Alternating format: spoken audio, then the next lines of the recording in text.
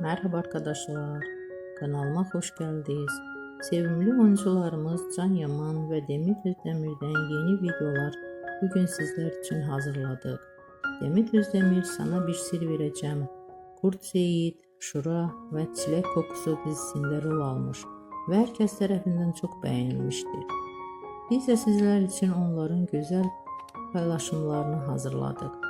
Bu videoların devamı gelmesini istiyorsanızsa kanalımıza abone olup yorum yazmayı unutmayın. Bizden bu kadar. Herkese teşekkür ederiz.